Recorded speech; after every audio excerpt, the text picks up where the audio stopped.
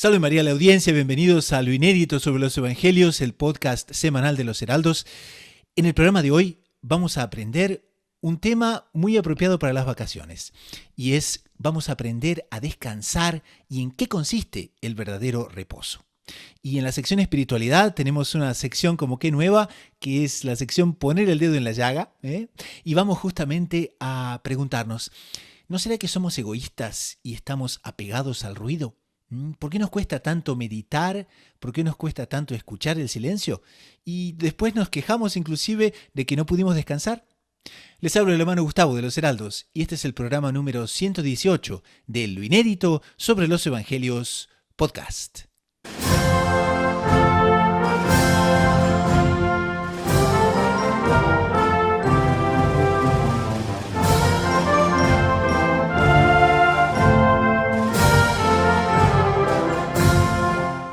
En este episodio de Lo Inédito sobre los Evangelios Podcast, comentamos el Evangelio de esta semana.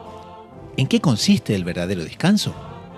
En la sección espiritualidad, ¿por qué nos cuesta tanto estar en silencio y preferimos el ruido antes que la oración? Todo eso y mucho más en este nuevo episodio de Lo Inédito sobre los Evangelios Podcast.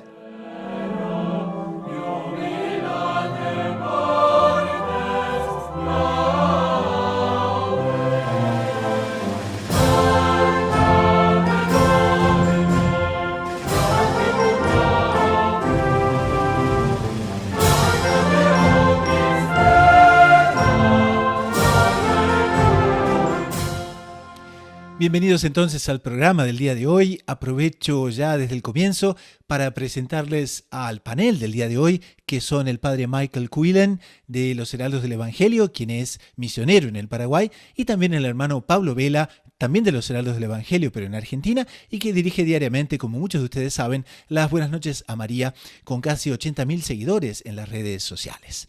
Entonces, vamos a escuchar el Evangelio para colocarnos un poco en el ambiente de la meditación del día de hoy, y enseguida entonces comenzamos con este tema que trata sobre el verdadero descanso.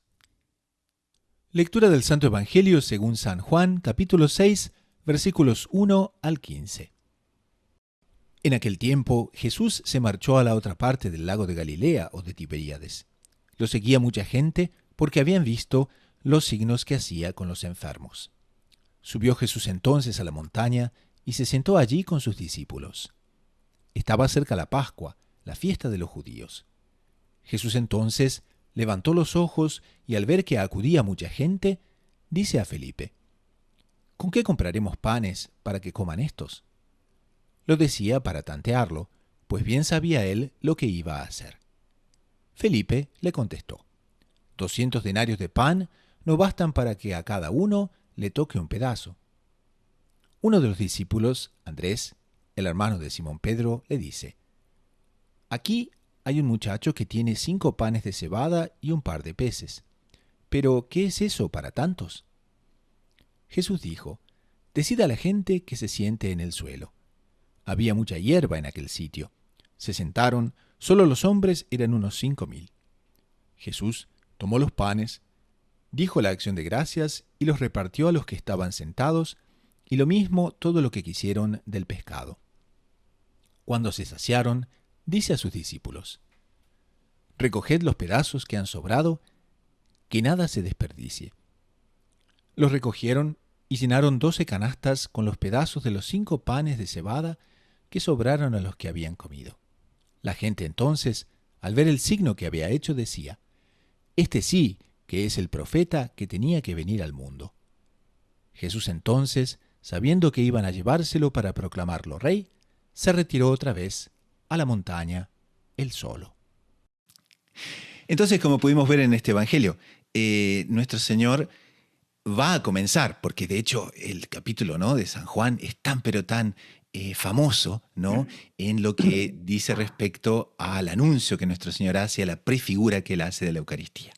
Ahora, entonces, aprovechando nuestro distinguidísimo panel del día de hoy, yo quería preguntarle justamente, o mejor, levantar el tema que mucho le atrae a la audiencia, y es sobre el verdadero descanso. Aquí Monseñor John Cla, en su comentario, toma el tercer versículo y dice, subió entonces Jesús a la montaña y se sentó allí con sus discípulos. Y Monseñor Sinclair nos dice que en este versículo, ¿sabe qué nos invita? Dice, aprendamos a descansar con Jesús. ¿Mm? ¿Y por qué? Porque dice que hay un concepto muy erróneo que tenemos, ¿no? Que el verdadero descanso, dice, consiste equivocadamente en un completo relajamiento físico y espiritual. Pero relajamiento no en el sentido de paz, en el sentido de simplemente dejar, ¿no? Como que todo lo que, en fin, no es tan noble en nuestra. Pasiones desenfrenadas, ¿no? Bueno, también, digamos, pero también a veces pasa, ¿no? Que la persona dice, bueno, estoy de vacaciones, entonces ya no sigo horarios, no sigo ningún tipo de disciplina que pueda llamar algún orden, no sigo una práctica por lo menos ordenada, ¿no? De las cosas, de los hábitos que tengo. Entonces, ¿qué tal, eh? ¿Podemos comentar un poquito eso con la audiencia? ¿En qué consiste exactamente el verdadero descanso? No, hermano Pablo, este es para la segunda parte del programa, que es la parte de espiritualidad, pero a pedido de la audiencia le vamos a cambiar el nombre y va a ser la parte espiritualidad poniendo el dedo en la llaga. Pero esperemos un poquitito. Entonces, volvamos al tema.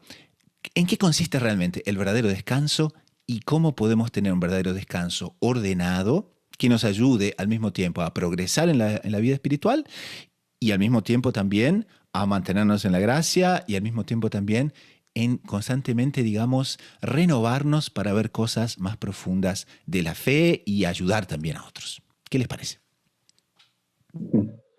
Yo, Gustavo, me parece interesante, sobre todo, como dice Monseñor Juan Klein en el libro, entender qué es verdaderamente el descanso.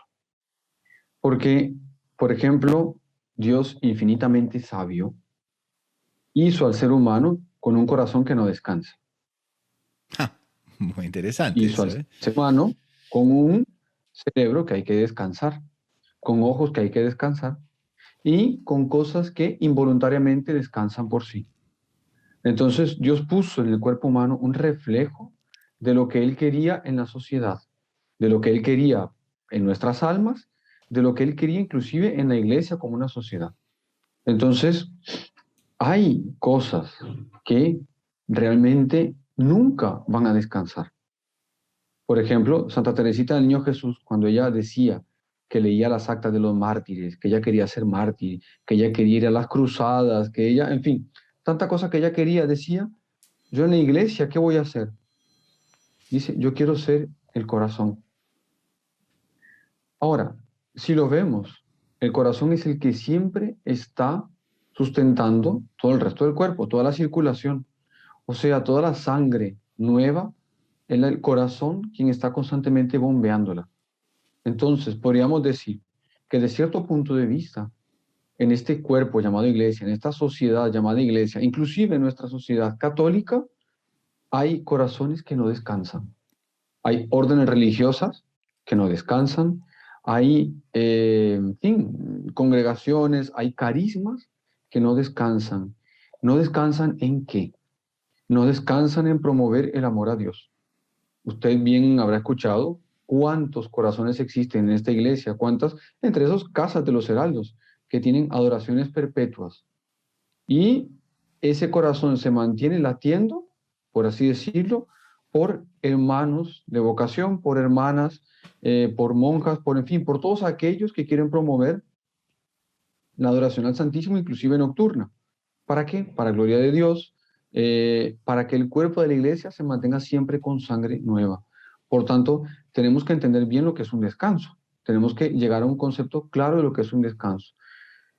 Sin embargo, Monseñor Juan Cla mismo en el libro dice que para descansar aquellos apóstoles lo lleva a un monte y en ese monte les muestra símbolo de una realidad sobrenatural, les muestra un panorama grande y les muestra lo que ellos habían hecho.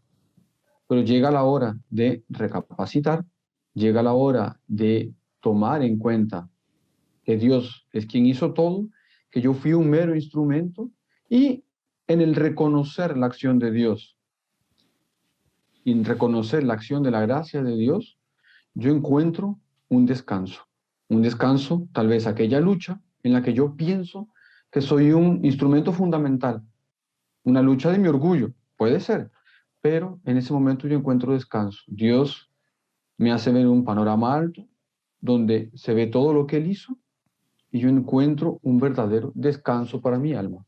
Entonces, así podríamos ir a los pocos buscando el verdadero concepto de ese descanso. No sé, ¿qué le parece? Muy bueno, muy bueno. Hermano Pablo, ¿qué tenemos ahí para agregar de repente?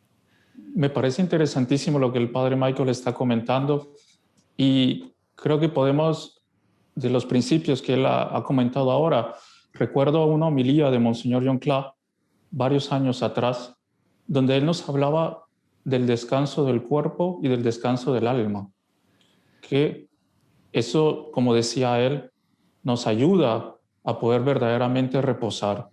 Y si vamos a trasladar esos principios que el padre Michael nos ha comentado en la vida real, por ejemplo, ahí sí que uno puede hablar de lo que conoce, ¿no? Del resto no. Y constantemente cuando las personas vienen a las casas de los heraldos, o por ejemplo comentarios que han llegado de la iglesia de Ipacaraí en Paraguay, donde está el padre Michael, son muchos los argentinos que han ido para allá y constantemente entran y dicen, ¡ah! Esto es el cielo, ¿no? O llaman y dice, fui a conocer un lugar de paraíso, o mandan las fotos y dice, salí renovado, realmente siento como que estoy flotando, ¿no? ¿Y qué fue lo que pasó? Entró ese descanso, no solo de cuerpo, sino sobre todo de alma, ¿no? Entró ese convivio, como decía el padre Michael, con nuestro Señor sacramentado.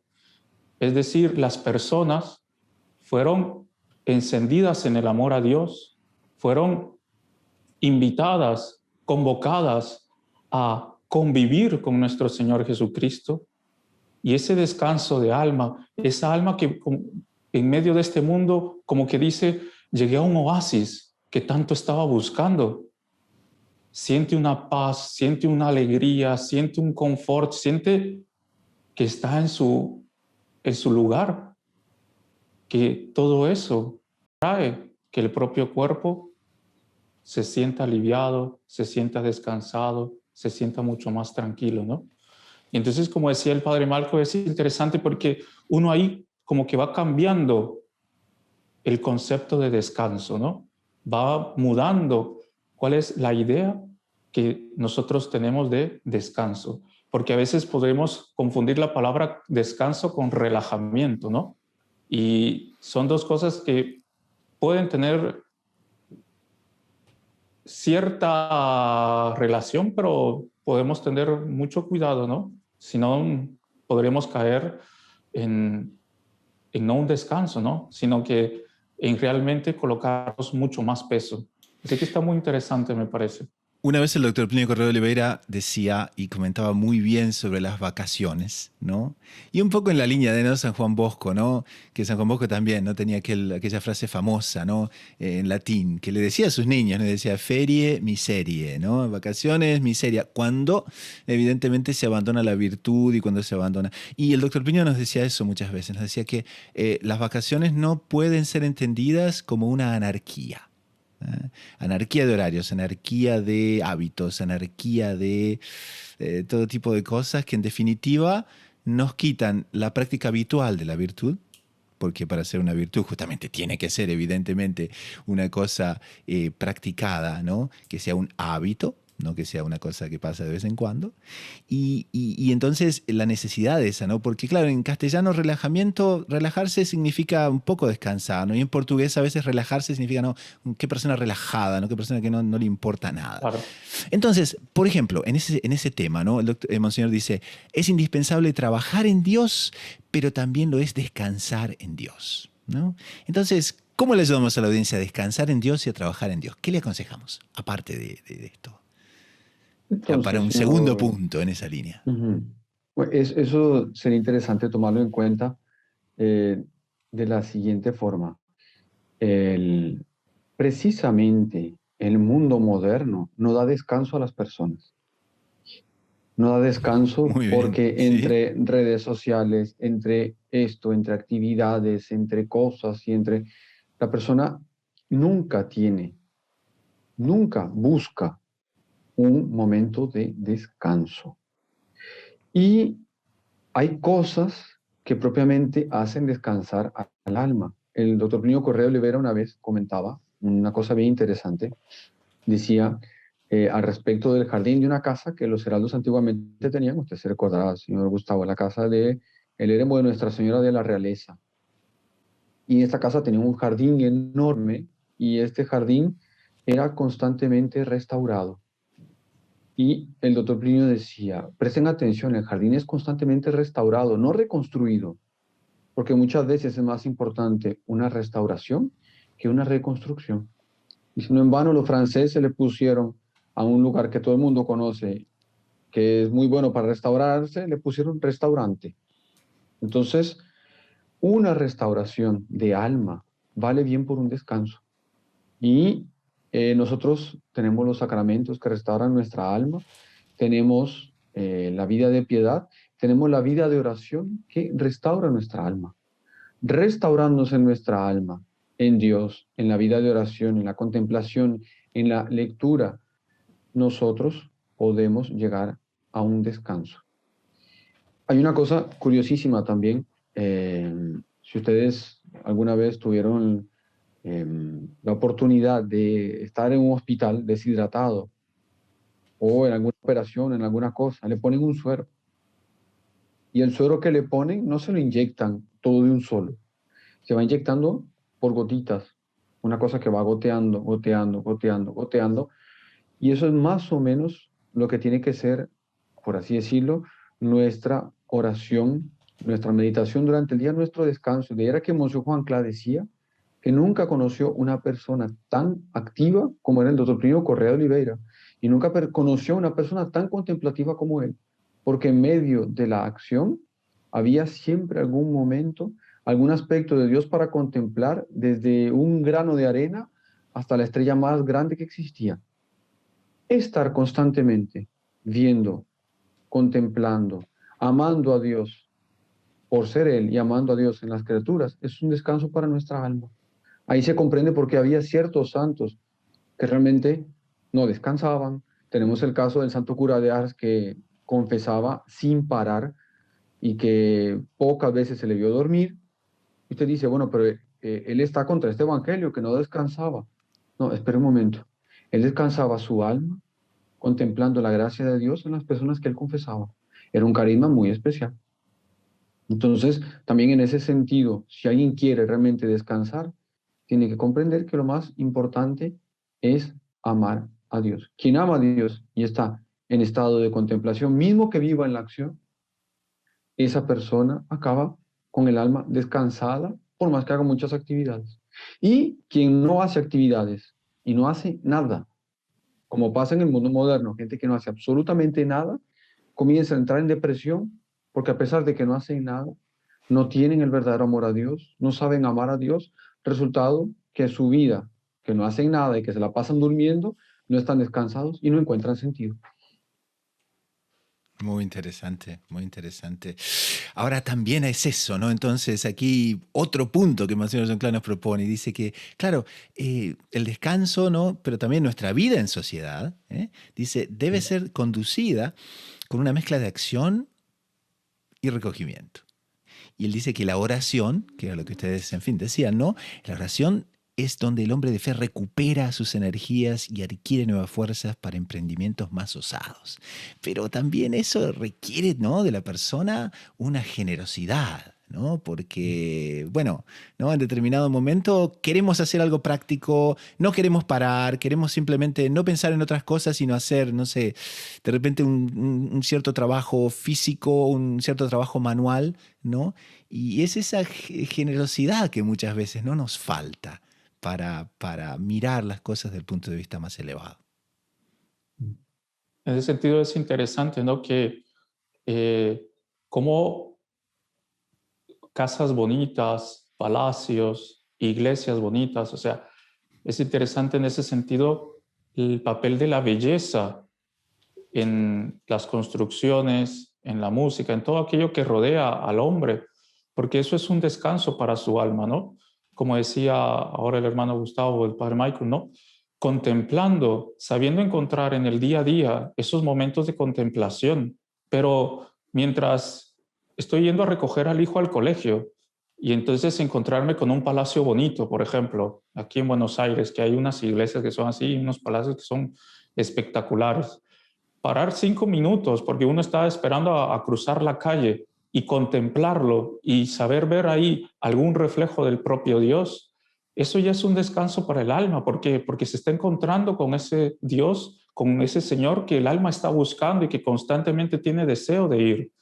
Y uno ve que muchas veces las personas, si no tienen cuidado, están todo el tiempo metidas o en el celular o en el bullicio de la vida y en el corre-corre, en el corre-corre, en el corre-corre, y van desgastándose la vida, ¿no? Hay cuántas profesiones hay hoy en día que se sabe que la persona después de los 35, 40 años, ¡pum!, quedó liquidada. Ya, digamos así, ya quedó como, ya no sirve, digamos así, para el mundo Sirve más. laboral. Sí, sí, No sí, sirve sí. más. Se agotó. Incluso para uno ver hasta del punto de vista, porque alguien puede decir, no, que bueno, es que eso lo hacen los religiosos, que están acostumbrados, pero no, ustedes se recordarán que un tiempo atrás, bastante tiempo, yo creería que unos 13, 14 años atrás, incluso para ver cómo es Google, había sacado un artículo en alguna de esas revistas donde él decía que a sus empleados les obligaban que entre las horas de trabajo tener a 2 a 3 horas de recreación, y habían creado ambientes con espacios de naturaleza donde ellos pudieran conversar, donde ellos pudieran tomar un café, donde se desconectaran, porque la empresa se había dado cuenta que con ese descanso que las personas tenían, después rendían hasta el doble en el tiempo.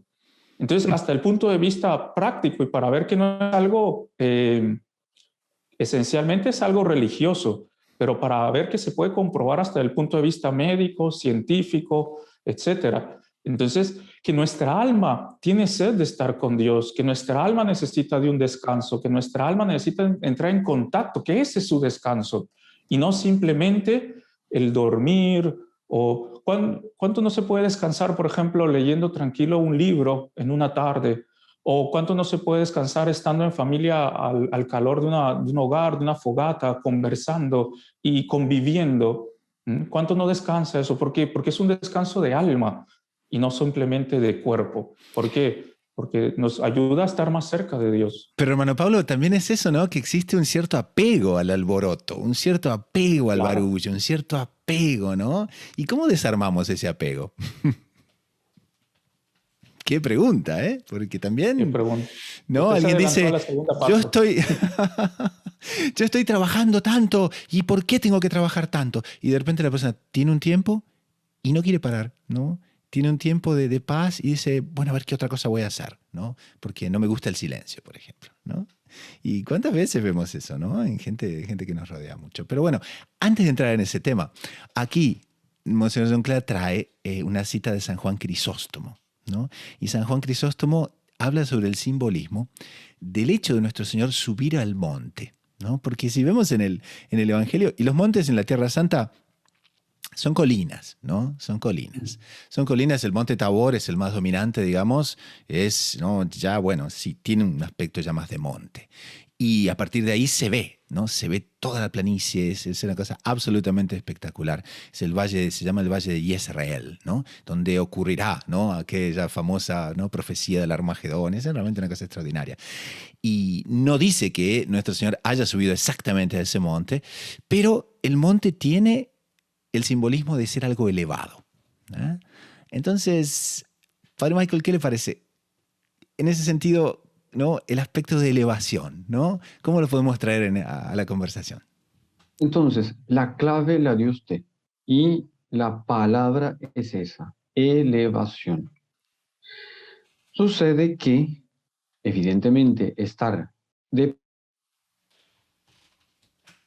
pie es más difícil que estar sentado y es más difícil que estar acostado. Tal sería. El hombre de pie necesita, porque tiene la cabeza elevada, el hombre de pie necesita mantener una postura. El hombre de pie necesita estar despierto. A no ser que haya alguien que esté riéndose en este momento escuchando que, bueno, yo nunca me dormí de pie, o otros que digan, bueno, yo me dormí de pie Es varias veces. sonámbulo, ¿eh? Exactamente, eso a cualquiera le puede pasar.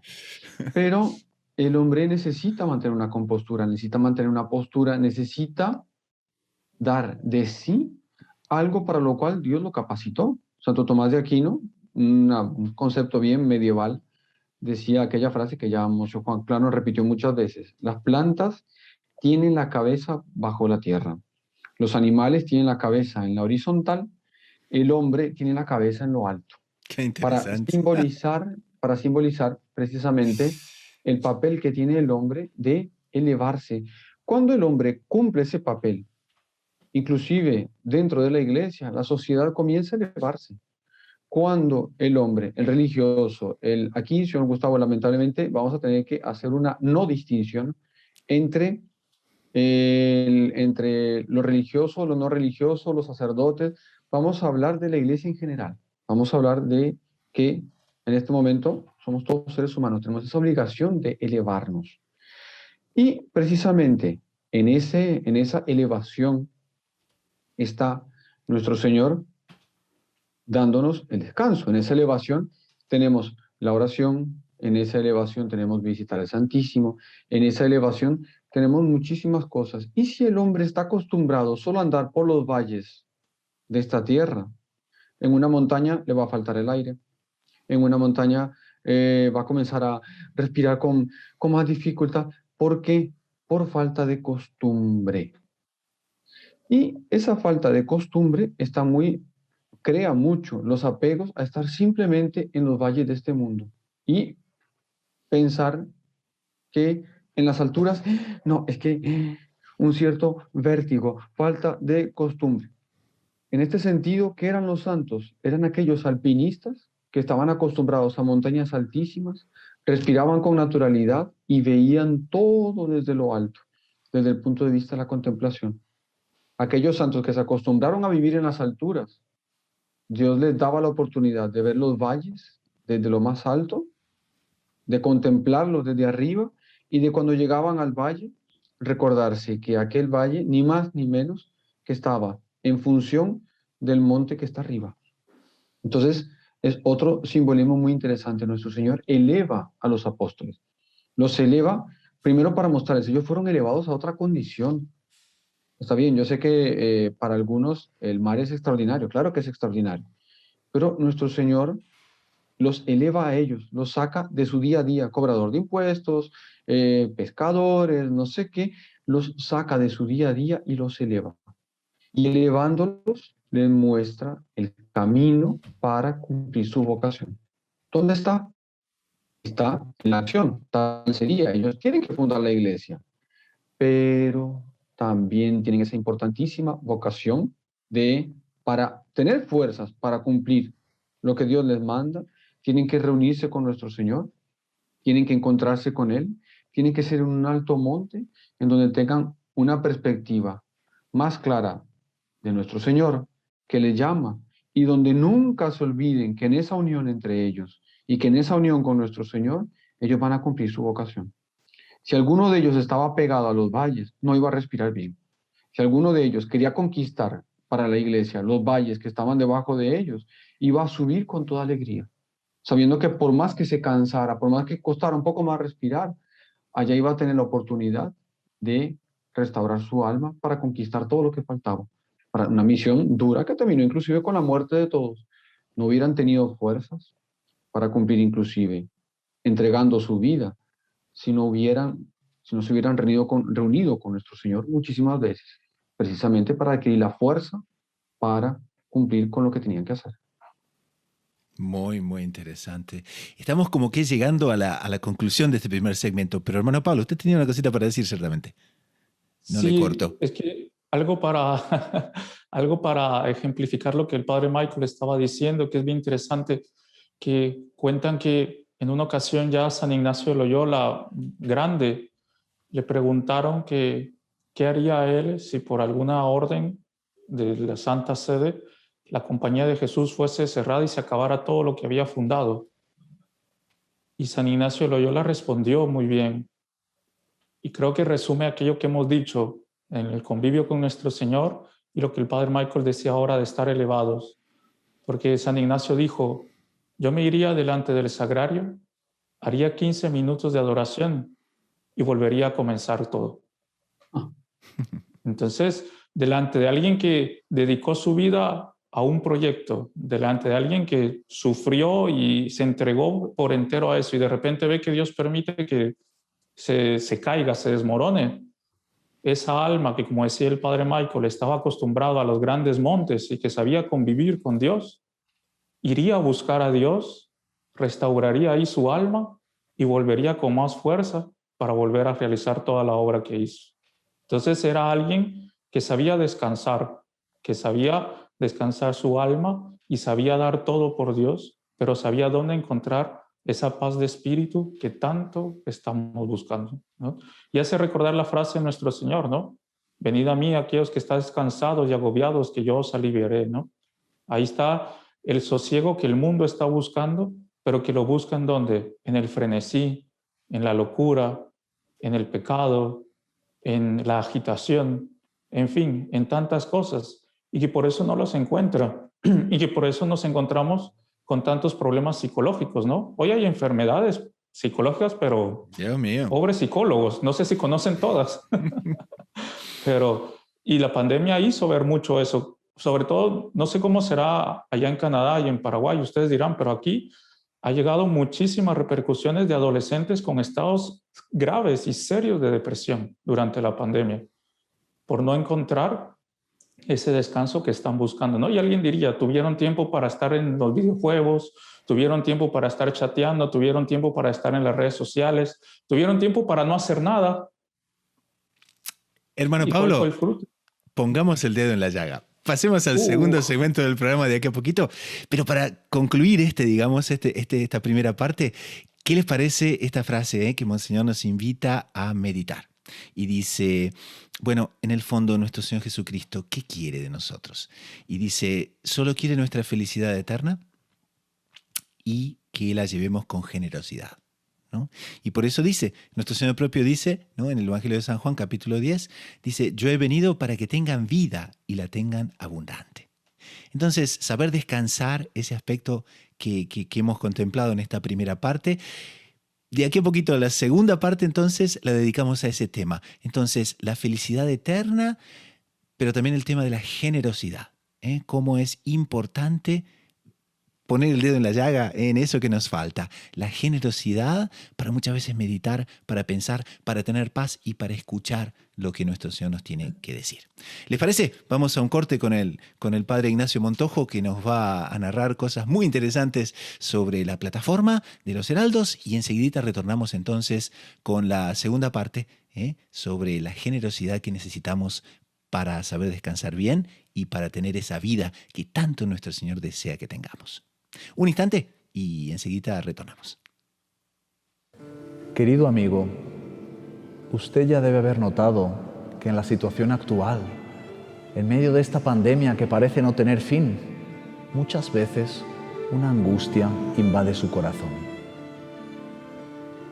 Delante de todo este panorama, ¿cuál es el único sustentáculo para nosotros?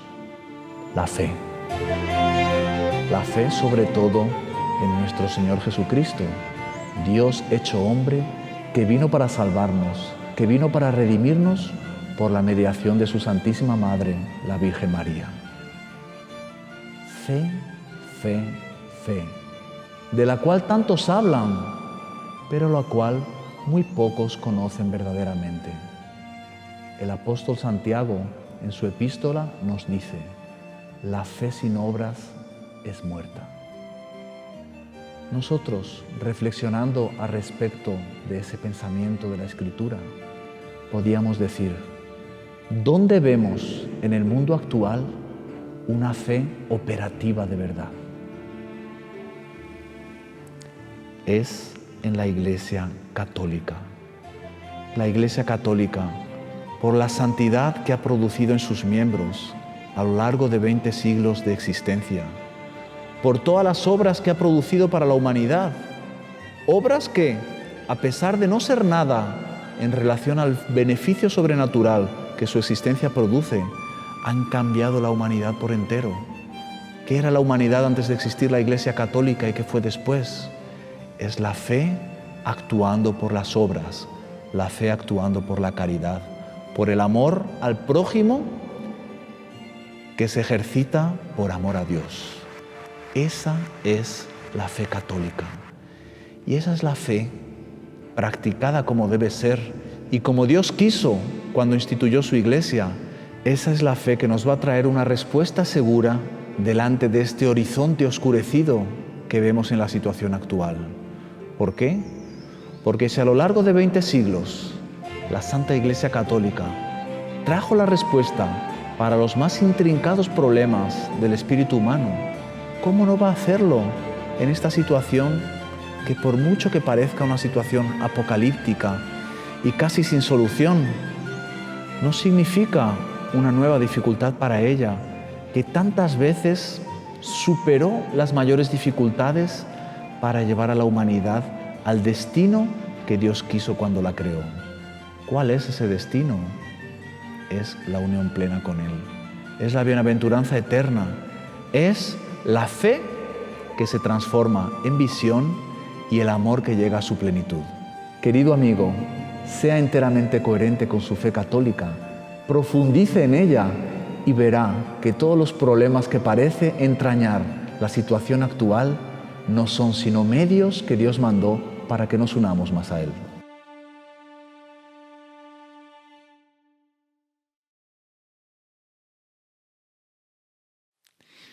Pasamos entonces a la segunda parte del programa, la sección espiritualidad, que de acuerdo con las ciertas repercusiones que hemos tenido, ¿no?, de nuestros oyentes, estamos a punto de rebautizarla como la sección El dedo en la llaga, ¿no? Porque realmente nos ayuda mucho a reactivar, por así decir, ciertas realidades, ¿no?, que vivimos y que necesitan aplicaciones. No digamos aplicaciones fuertes, pero aplicaciones concretas. Entonces, estamos aquí hoy con este panel que justamente se caracteriza mucho, ¿no?, por las aplicaciones concretas. El padre Michael, como buen predicador, le gusta justamente que su auditorio no saque lecciones. El hermano Pablo con las buenas noches a María también, en sus aplicaciones diarias. Entonces, ¿qué les parece? Hablábamos del descanso. Hablábamos de la necesidad de saber descansar en Dios y al mismo tiempo saber en cierta manera, ¿no?, recapitular, ¿no?, las cosas de nuestra vida en el buen sentido. Pero hay un obstáculo muy grande y es el de la generosidad. Cuando a veces tenemos un momento de silencio y no queremos el silencio, queremos el bullicio, ¿no? Y después nos quejamos que no pudimos descansar. Entonces, ¿no?, somos así criaturas muy contradictorias muchas veces, ¿no? Entonces pongamos el dedo en la llaga. ¿Por qué nos cuesta tanto muchas veces parar, descansar, pensar y muchas veces también aprovechar el silencio? Eso nos cuesta. Entonces, ¿por qué nos cuesta tanto? ¿Qué les parece?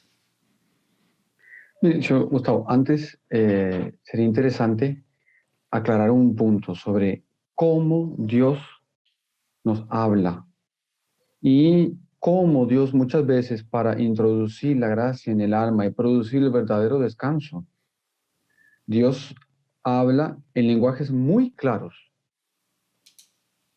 Por más que uno parezca confuso y el otro parezca dialogado, son lenguajes muy claros de Dios. Entonces, por ejemplo, usted hablaba de que a los sacerdotes heraldos nos gusta dar muchísimos puntos prácticos, aplicando al día a día lo que es la liturgia, aplicando el Evangelio a nuestro día a día. Claro, es una cosa que nos enseñó Monseñor Juan Clay, que es para beneficio de las personas. A veces muchos se llevará un cierto, pensarán, no, eso es una indirecta para mí. Espere, la indirecta la pone nuestro Señor, la pone Dios, la puso el Evangelio. Entonces, si usted lo ve, después de que la persona se siente tocada por aquello y busca un confesor y reconoce alguna falta, la persona entra en descanso, su alma descansa. Ese es un lenguaje, parecería directo, pero hay un lenguaje que pasa por encima, inclusive de los oídos, y que toca muchísimo más directo el corazón. Por eso, ese lenguaje que muchas veces es poco comprensible a nuestra mente, puede ser muy comprensible por nuestro corazón. Entonces, es el caso, por ejemplo, de cuando algunos que participan de alguna misa ven un conjunto de cosas.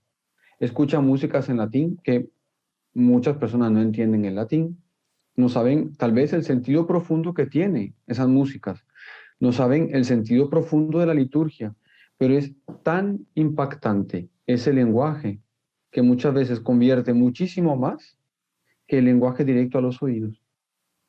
Entonces, es otra forma de Dios entrar. Entonces, nosotros vemos una vez más, y se ha repetido muchísimas veces, vemos cómo Dios ama la liturgia, vemos cómo la Iglesia Católica tiene la liturgia, tiene inclusive cosas que uno diría, bueno, pero ¿qué sentido tiene? O sea, un velo que cubre un cáliz, del mismo color de la casulla del sacerdote, el incienso, son cosas que son necesarias.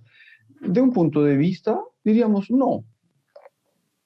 De otro punto de vista, Dios se aprovecha de todo eso para dar un impacto multiforme en el hombre, para que a través de la belleza comprenda una realidad superior. Y esa realidad saca al hombre de todo su día a día y lo hace descansar. ¿En qué? En Dios.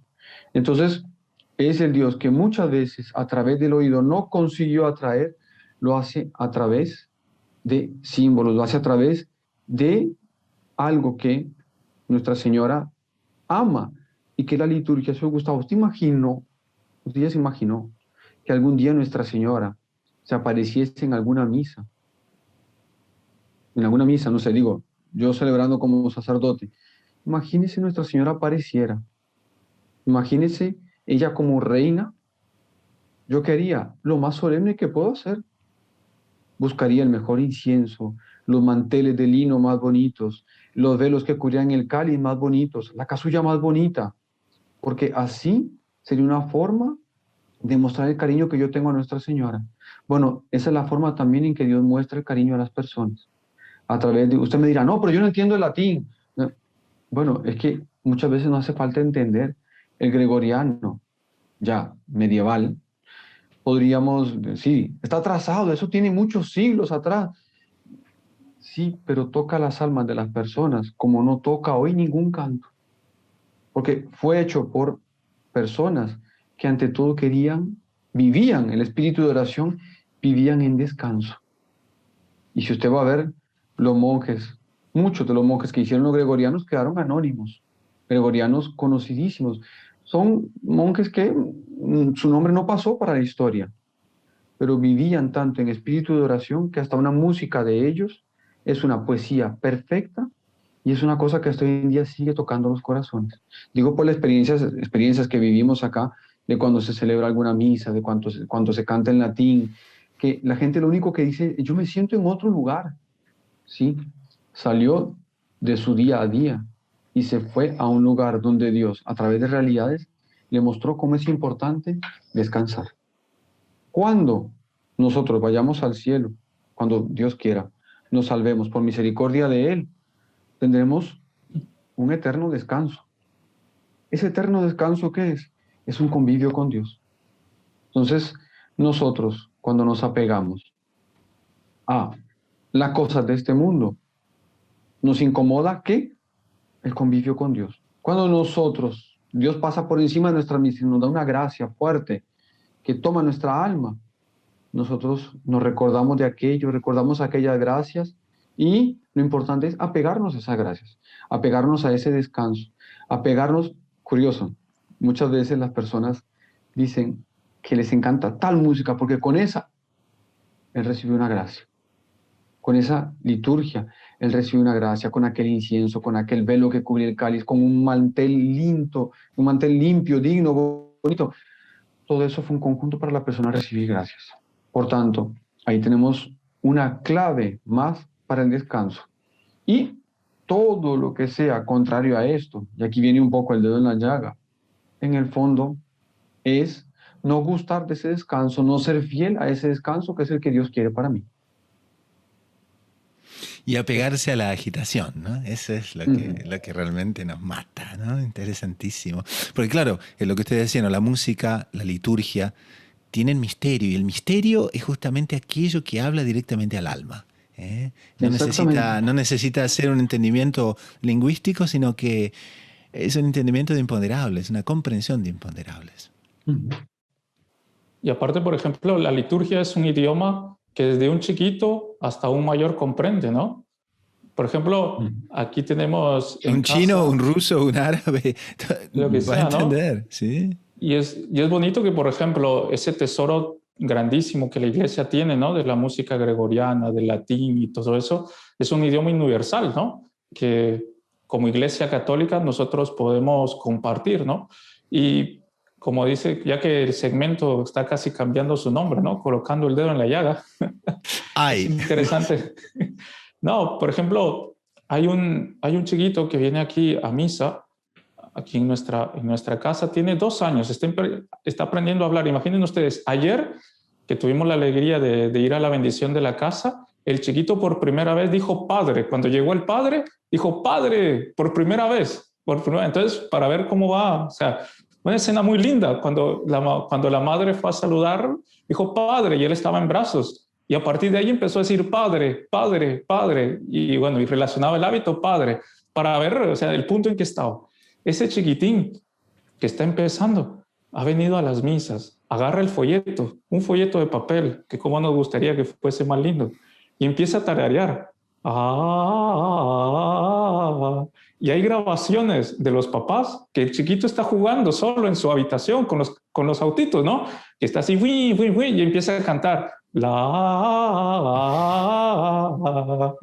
Y viene y ve a la Virgen. Es un lenguaje de alguien que está empezando al uso de la razón y que ahora cada vez que viene, él va a agarrar a un heraldo y le dice, mamá, mamá, mamá, y apunta a la Virgen para irle a dar un beso y a cantarle a la Virgen. Entonces, es un lenguaje universal para pequeños, para grandes, y que es interesante en la generosidad de Dios, en la generosidad de ese Padre que nos ama, que con cosas pequeñas, sensibles, nos va llevando de proche en proche, ¿no? De paso a paso, hasta ese convivio más íntimo que Él quiere tener con cada uno de nosotros, ¿no? Entonces, es un tesoro enorme. Y es interesante porque si hacemos el contraste, ¿no? Entre el bullicio del mundo, ¿cuál es uno de los efectos del bullicio del mundo? Que hace que nuestra alma, que nos olvidemos de lo eterno, de lo sobrenatural, de lo trascendental, de aquello que pasa por encima de nuestra naturaleza. Y que todos estos símbolos que en el ejemplo que estamos dando, que es la liturgia de la Santa Madre Iglesia, nos ayudan a que constantemente nuestra alma se recuerde que estamos de paso y que el verdadero convivio y el verdadero descanso está en aquel que nos creó, que nos amó, ¿no? Como nos decía el gran San Agustín, ¿no? Belleza tan nueva y tan antigua, ¿no? Tarde te amé, te buscaba fuera de mí y tú estabas dentro de mí. Bueno, y ahí viene toda aquella poesía tan linda del gran San Agustín, ¿no? Que en ese lenguaje de la liturgia nos recuerda que vivimos para el cielo, que aquí estamos solo de paso y que todo ese bullicio es como una tierra, unos costales de arena que no dejan que nuestra alma vuele, ¿no? Y por eso en la experiencia pastoral que los heraldos tenemos, toda esa belleza que el tesoro, porque no es nada más que la riqueza de la iglesia, no nos estamos inventando nada, estamos simplemente, como decía una vez uno de los sacerdotes, que la gente decía, lo elogiaba, ¿no? Y él dice, solo estoy haciendo lo que dicen las rúbricas, ¿no? O sea, estoy siguiendo las normas de la iglesia, no estoy inventándome nada raro. esa Pero letrita, eso, ese párrafo rojo, ¿no? Que dice ahí, que está claro, justamente, ¿no? eso que está ahí Aclara todo. no es algo, sino no es algo inventado, no es algo nuevo, siguiendo todas las normas, porque dentro de la Santa Madre Iglesia es que nosotros vamos a encontrar esa guía, ¿no? Pero ese lenguaje de la liturgia a través del canto, a través de los símbolos, a través del latín, en fin, a través de todas las ceremonias, que si el alma se impregna de esa ceremonia en la parte religiosa de su vida, inmediatamente va a impregnar de esa ceremonia su propia vida, ¿no? En un saludo, en un sentarse a comer, en un irse a dormir. ¿Por qué? Porque su alma va a estar elevada a aquel Señor que tanto quiere convivir con él, ¿no? Ahora, hablábamos de generosidad Y en el comentario del Evangelio, Monseñor John Clark nos hablaba justamente de ese aspecto que nuestro Señor muestra. ¿Por qué? Porque está invitando a todos los apóstoles a descansar. Está invitando, en definitiva, nos llama la atención a subir hacia el monte y parar, descansar. Y en el medio de todo ese cuadro, ¿no?, de repente nuestro Señor nota que la multitud no tiene dónde comprar pan, que la multitud va a necesitar de alguna manera que se la asista. Y ahí entra la generosidad de nuestro Señor, porque Él entonces está dispuesto a abandonar, si es para el bien de las almas, si es para el bien de esas personas a las cuales Él va a hablar, está dispuesto a ser generoso. Se pone de lado, deja el descanso de lado por un momento y va entonces a atender las necesidades de los otros. Entonces, ese otro aspecto también, cómo muchas veces la generosidad tiene que estar, ¿no? Y tantas veces que los santos, muchas veces ellos, por un acto de generosidad, traen tantas gracias, ¿no? Porque la gente se da cuenta que están haciendo el sacrificio, ¿no? Y eso cómo nos falta a nosotros, es decir, ¿no? Porque uno dice, bueno, le falta generosidad para abandonar la paz. Pero cuando está en paz, entonces también hay que tener esa generosidad para, ¿no?, actuar y, en tiempo oportuno. ¿Podemos poner el dedo en la llaga? ¡Ay! Un ejemplo de la vida real, un hecho histórico, ¿sí? Que se aplica a nuestra vida para de ahí poder subir a los grandes principios, ¿no? Como nos recordarán ustedes aquello que el doctor Plinio les decía, ¿no? Que de los hechos de la vida ir formando nuestro nido de pájaro, ¿no? Un tema distinto para tratar, pero de ahí sacar los principios para la vida sobrenatural. Eso queda para, podemos preguntarle a la audiencia, ¿no? ¿Qué tendrá que ver un nido de pájaro con la formación de un hombre, ¿no? Interesante, queda para más adelante. Pero es interesante, hay un hecho, comentaba aquí el otro día el superior acá de la casa, el padre Pablo, un hecho que se dio en España, si no recuerdo mal, entre los años 40 y 60. Una chica de una familia pues bastante acomodada en España, o sea, gracias a Dios tenían una economía bastante bien llevada, la familia muy exitosa, no le faltaba nada, entró en una depresión fuertísima y visitaba a los mejores médicos, los mejores psicólogos, los mejores psiquiatras. Había pasado, como dice el Evangelio, ¿no?, a través de los médicos y estaba perdiendo su fortuna, ¿no?, con los médicos, ¿no? Con respeto a los médicos que nos están escuchando, ¿no? Porque si no, pobres. Pero ahí, ¿qué pasa? Llamaron a un psiquiatra amigo de la familia que nomás entró a la casa, ¿no? Porque pues iba de forma personal. La vio y le dijo, arréglate que vamos a salir. Pero ¿y a dónde vamos? Arréglate, nosotros nos vamos. Y le pidió permiso a los papás para llevarse a la chica. ¿Saben a dónde la llevó? Este médico, como una parte de caridad, se iba a los barrios más pobres para poder atender a los enfermos que no tenían la capacidad de poder ir al médico. Entonces él iba a las casas de estas familias a visitarlas y se llevó a la chica. ¿Y qué hizo? Hizo que la chica empezase a ayudarle a él a atender a estas personas. Entonces, no sé, a ayudarle a darle un consejo, a escucharla. Entonces, la chica volvió a la casa cambiada y el problema de depresión se acabó. No hubo pastillas. Fue un tratamiento eficaz que en poco tiempo se fue superando. ¿Por qué? La chica salió de sí misma para darse a los demás. Fue generosa. Yo creo que eso nos puede pasar también en la vida de familia, ¿no les parece? Ojo, para que no digan que solo hablamos de la vida de familia, podemos poner el dedo en la llaga para nosotros, los religiosos, ¿no? ¿Cuántos consejos no hemos escuchado de Monseñor, del doctor Plinio, ¿no? Usted quiere salir de su problema X, Y, Z, sea generoso, sirva la mesa, lave los platos, etcétera. No solo porque atraerá ángeles, sino porque usted sale de sí mismo, se da al otro. Y recordarán esa frase tan linda que Monseñor decía, ¿no? Si ustedes se preocupan por amor a Dios de los problemas de los demás, no se preocupen, Dios se va a preocupar de sus problemas. Muy bien, entonces. Y este es un evangelio que en realidad habla sobre la Eucaristía. Y hasta ahora, en este programa, no hemos conseguido llegar a ese punto, ¿no? Tan rico, tan generoso nuestro Señor en todo lo que hace, ¿no? Que nos tiene conversando de este tema y ni siquiera hemos tocado entonces la parte de la Eucaristía. Pero veo que el reloj ya nos está indicando terminar. Pero En un pensamiento, ¿cómo conectamos esa generosidad con la Eucaristía? ¿Qué les parece? Y con eso damos el broche de oro al programa de hoy. Pasa lo siguiente, como San Juan Clas siempre decía, Dios excede absolutamente toda imaginación humana. Uno, por más que se imagine que un acto de amor lo más perfecto sería dar todo lo que uno podía, Dios excede toda la generosidad humana. Y por eso Dios hace una cosa que la inteligencia humana, que la imaginación humana jamás conseguiría pensar. Dice aquella frase tan bonita del himno que se canta, un himno que compuso Santo Tomás de Aquino, dice, Pauper servus et humilis, o sea, comen a su Señor todos los pobres, los siervos, los humildes. O sea, ¿qué más? ¿Quién iba a concebir? ¿Quién iba a pensar que Dios iba a dar como alimento para la humanidad? Entonces, no es que se dio como garantía, no es que se dio como alimento. O sea, no hay algo imposible pensar en algo mayor, imposible pensar en un acto de generosidad tan perfecto como es la Eucaristía. Seamos generosos con la Eucaristía. Muy bien, entonces. Amor con amor se paga, ¿no? Exactamente. Y bueno, entonces ya que estamos en el Evangelio, ya que estamos con San Juan, podemos entonces utilizar este versículo bellísimo y con eso entonces cerramos el programa. Y dice, yo soy el pan vivo que ha bajado del cielo.